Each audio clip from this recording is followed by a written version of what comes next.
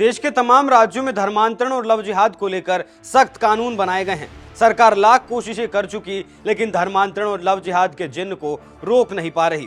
लेकिन बरेली के उलेमा ने मुस्लिमों के लिए एक फतवा जारी किया है, जिसमें लव जिहाद करने वालों में हड़कंप मचना लाजमी है। ऐसा नहीं है कि इन मौलाना साहब ने कोई फतवा पहली बार जारी किया है। इससे पहले भी ये मौलाना मुस्लिमों के लिए कई फतवे जारी कर चुके हैं। बागेश्वर धाम में मुस्लिमों को जाने से रोकने के लिए भी ये मौलाना कह चुके हैं।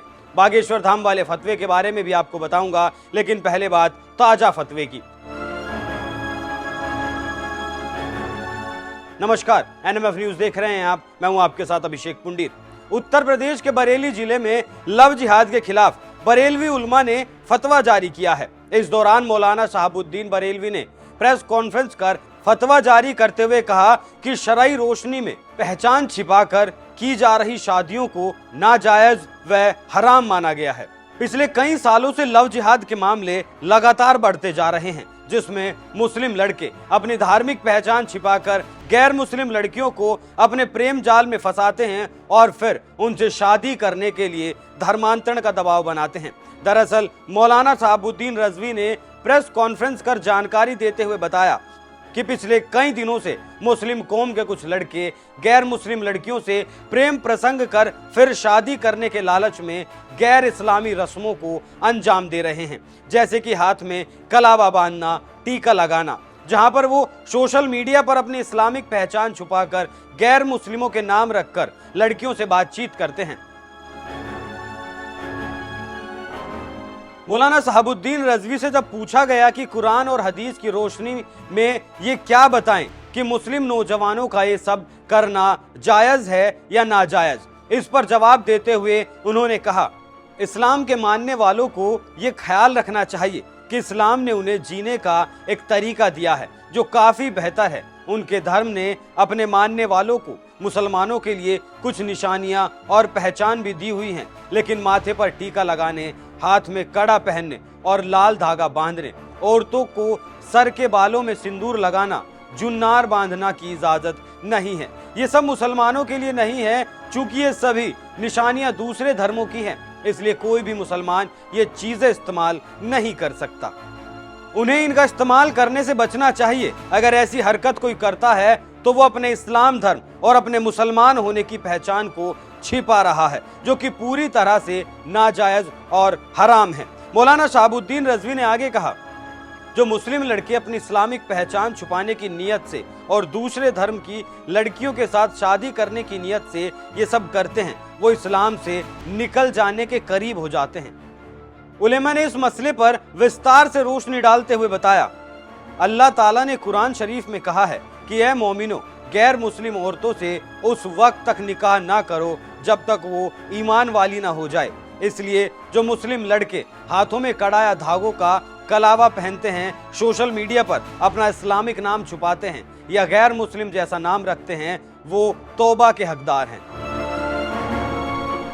इस्लाम ऐसे किसी भी कृत्य से बचने और तौबा करने की हिदायत देता है। ऐसे में जब कोई मुस्लिम लड़का ऐसी किसी भी हरकत में शामिल या उसकी नीयत और ईमान में खोट पैदा होता है तो वक्त रहते उसे तौबा करनी चाहिए और खुदा की बारगाह में सजदा करना चाहिए। इस्लाम ने जिंदगी जीने का जो तरीका और सलीका दिया है उसी के मुताबिक बसर करे। बात तो बहुत खूब कही है मौलाना बरेलवी ने, लेकिन सवाल ये है कि लव जिहाद करने वाले इस फतवे को मानेंगे, क्योंकि एक बार नहीं कई बार इस बात का खुलासा हो चुका है कि लव जिहाद में फंसाकर धर्मांतरण करने वालों को मोटी फंडिंग की जाती है। अब मौलाना का एक और फतवा सुनिए, ये भी मुस्लिमों के लिए दिया गया है।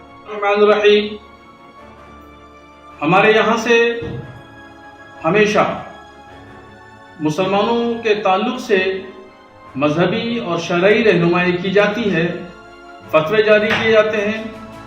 अभी हाल में ख़ास तौर पर महिलाओं के लिए फतवा जारी किया गया कि वो ख़वातीन जो भौं के बाल तरशवाती हैं तो उनके लिए शरीयत ने यह हुक्म दिया है कि ये बाल तरशवाना जायज़ नहीं है। ऐसे ही मर्द लोग जिनके सर में बाल नहीं होते हैं या वो बास ख़वातीन, तो वो बालों को जो कुदरती बाल होते हैं उनके अलावा दूसरे बाल उगाने के लिए भी जो है वो तरीके अपनाए जाते हैं डॉक्टरी इलाज के तौर पर, तो इसको भी नाजायज करार दिया गया है।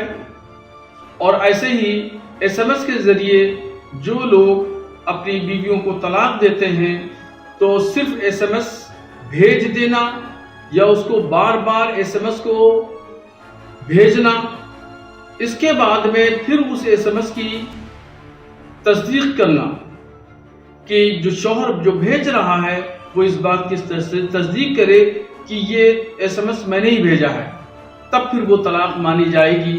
तो इन तमाम मौज़ूआत पर शरीयत इस्लामिया का हुक्म बयान किया गया कि ऐसे एसएमएस को जिसकी तस्दीक कर दी गई है तो वो तलाक मान ली जाएगी। और बालों के मुंतकिल करने के प्रोग्राम को नाजायज़ करार दिया गया है कि ये अल्लाह की तख्लीक के साथ में छेड़छाड़ है।